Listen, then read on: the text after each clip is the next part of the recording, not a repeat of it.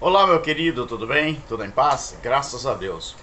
Meus queridos, vamos para mais um entendimento aqui da palavra de Deus na visão do Evangelho Eterno. Vamos falar sobre a questão grande tribulação, a questão do arrebatamento da igreja, a questão da bodas do Cordeiro, que é a mesma coisa, grande tribulação, bodas do Cordeiro, manifestação do Filho do Homem, é a mesma coisa. O problema é que muitas pessoas não entendem sobre essa questão. Olha que interessante, o capítulo 21 de Lucas, quando a gente chega, a partir do versículo 5, está falando sobre o princípio das dores, que aqui o subtítulo é o sermão profético, o princípio das dores. Quando a gente chega no versículo 13, que disse assim: isto vos acontecerá para testemunho, mas proponde em vossos corações não premeditar como haveis de responder. Porque eu vou dar boca de sabedoria, dar para vocês boca de sabedoria, que não poderão resistir nem contradizer todos os que se opuserem contra vocês. Até mesmo pelos pais, pelos irmãos, pelos parentes, pelos amigos, vocês vão ser entregues e matarão alguns de vocês. Queridos, esses sereis aqui, deixa eu explicar uma coisa. Esses sereis aqui, do versículo 16, esse sereis é um modo indicativo do presente. Está no futuro do presente simples. Então, quando você lê essa passagem aqui e você observa esse verbo sereis, é um modo indicativo. E esse modo indicativo, ele falava do presente que estava, né, no futuro. Sereis, não é? E no futuro do presente simples. Quando você observa que Jesus estava falando assim: olha, de todos vocês sereis odiados por causa do meu nome, mas não perecerá um único cabelo da cabeça de vocês, da cabeça de vocês. Na vossa perseverança, vocês vão ganhar as vossas almas. Quando vocês vê Jerusalém cercada de exército, vocês saberão que é chegado a sua desolação. Então os que estiverem na Judéia, fujam para os montes. Os que estiverem no meio da cidade, saiam. E os que estiverem nos campos, não entrem nela. Porque virão dias, pois dias de vingança são estes, para que se cumpram todas as coisas que estão escritas. E se todo mundo, todos os povos, incluindo os pastores, os pseudos doutores da palavra, que estudam a Bíblia, e se todos esses pregadores, evangelistas, né, pastores, tem presbítero também que prega a palavra, né? Eles dizem que pregam. Mas e se todos eles fizessem uma coisa muito importante quando pegam a palavra para ensinar, para pregar? E se todos eles respeitassem as regras da língua portuguesa no que diz respeito à gramática, ao vernáculo, as regras da língua portuguesa. Por exemplo, quando você pega esse verbo assim, ó, que Jesus falou, sereis, ele estava se referindo a quem? Era aos brasileiros, aos americanos, ele estava se referindo aos ingleses, ou esse verbo sereis era um modo indicativo do presente que estava no futuro do presente simples.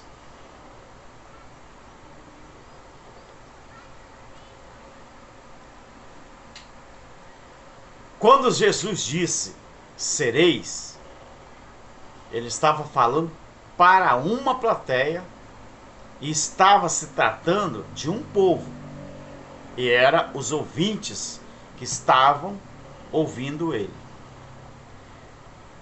Esse verbo sereis nunca se referiu a outras nações que apareceriam 2000 anos depois dessa fala. Porque o juízo, aqui é a descrição do juízo, é o princípio do juízo do ano 70. O clímax desses fatos iria acontecer quando Jerusalém estivesse cercada de exércitos para poder tomá-la, ou quem sabe destruí-la. Mas e o clímax da grande tribulação? A maior prova que a grande tribulação tinha chegado era, qual era o sinal? O sinal de que o templo em Jerusalém iria ruir e se tornar abaixo. Mas por que deveria acontecer isso? Porque o templo em Jerusalém era a sede do império da lei.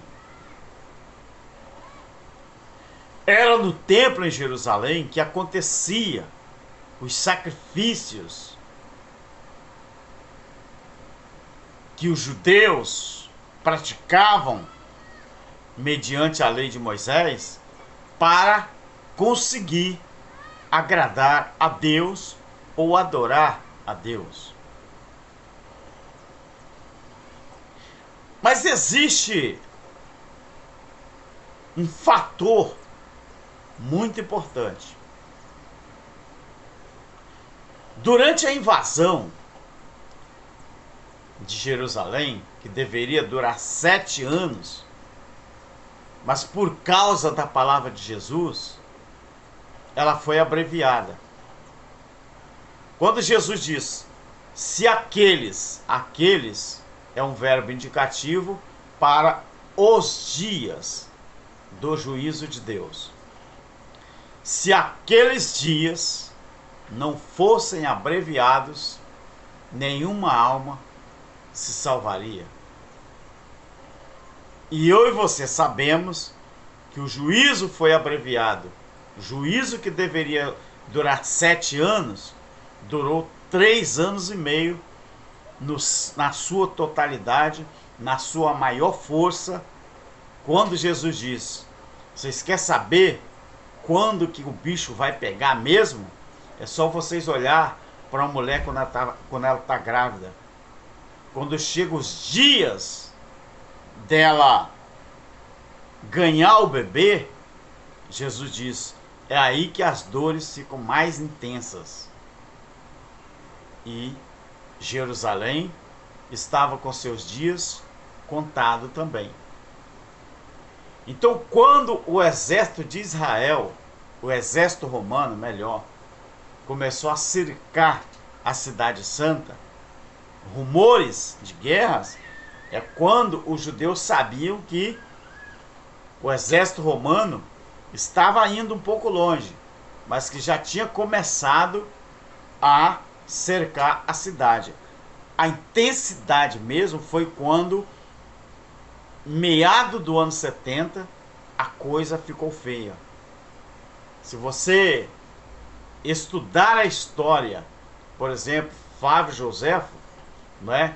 Ele conta na sua história a guerra dos judeus, ou também no livro A História dos Hebreus, ele conta detalhe por detalhe, não se esquecendo que Flávio Joséfo era um judeu contemporâneo também da época.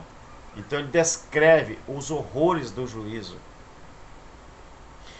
E quando aquele soldado romano, ele pega uma flecha e coloca no arco, e no arco, nessa flecha, continha fogo na ponta ali da lança, e ele, a esmo, ele jogou aquela flecha. E onde pegou a flecha? Lá dentro do templo e justamente nas cortinas. E começou a pegar fogo, e o fogo foi tão intenso que, segundo a história, Jerusalém parecia uma fornalha de fogo. E o templo ali ele ruiu. Justamente do jeito que Jesus falou, do jeito que tinha que acontecer. Jesus disse, Mateus 24:1. Vocês estão vendo, meus discípulos, tudo isso aqui, ó. Tá vendo o templo? Tá vendo essa construção? Tá vendo essas pedras? Que o templo era realmente uma construção estrondosa, não é? A gente só tem imagem hoje, né? Figuras. E o templo pegou fogo e ele ruiu. E até hoje, lá em Jerusalém, está lá o resto do que sobrou, que é o muro das lamentações, não é? Então, meu querido, se todos os pregadores, mas eu acredito que muitos sabem, mas não podem falar a verdade, porque aí seria uma carta de alforria, não é? A verdade para o povo crente, o povo evangélico, a verdade, se chegasse para eles do jeito que está na Bíblia, eles se libertariam de vez do sistema religioso. Porque qual é a razão, o porquê que alguém frequenta um templo religioso? Qual é o futuro daquela adoração naquele lugar? Aonde aquilo ali vai chegar? A lugar nenhum. Por quê? Qual é a vantagem de alguém estar reunindo, dizendo que vai adorar, que vai buscar a Deus num templo, porque isso, porque daquilo? Qual é a vantagem? Nenhuma. Olha isso aqui. Qual é a diferença de Alberto chegar num templo, ficar 1h30 lá, cantando o hino da harpa, ou cantando louvores, tocando o instrumento, daqui a pouco o pastor vai pregar, ou um convidado pelo pastor vai pregar, daqui a pouco chegou a hora dos dízimos, das ofertas, daqui a pouco eu volto para casa. E aí? Qual foi a diferença? Enquanto os que adoram a Deus em espírito, não tem hora marcada com Deus. Você acha que Deus tem hora marcada para alguém adorar a Ele? Aonde que está escrito isso? Eu adoro a Deus na beleza da sua santidade. Os irmãos que são filhos de Deus no Espírito, não existe esse negócio de agora é 7 horas, eu vou para o templo buscar a Deus. Eu vou para o templo adorar a Deus. Tem gente que vai até longe mais. Fala assim, eu vou para a casa de Deus. Casa de Deus. O maior lugar e o mais consagrado lugar que um dia foi chamado de casa de Deus, o próprio Jesus, que era o próprio Deus encarnado, disse que aquele templo ia cair. E nunca mais deveria ser construído templos para ser chamado de casa de Deus. Porque casa de Deus é o próprio ser humano, porque se tornaram os filhos de Deus no Espírito. Então, meu querido, se todos lessem a Bíblia e respeitassem as regras, pelo menos da língua portuguesa, que é a nossa língua nativa, as pessoas entenderiam e aprenderiam que o juízo de Deus estava previsto para acontecer naquela geração que eles viviam e dentro do prazo determinado por Deus. O templo não podia cair depois do ano 70. Jesus não poderia morrer depois do ano 70. Porque tudo tinha que cumprir dentro da cronologia do ano 70. Por que você acha que Jesus, ele nasceu justamente naquele momento? Por que Jesus, ele voltou para a eternidade como Criador, justamente com 33 anos e meio? Você nunca parou para pensar, né? Porque Jesus estava dentro da geração dos 70.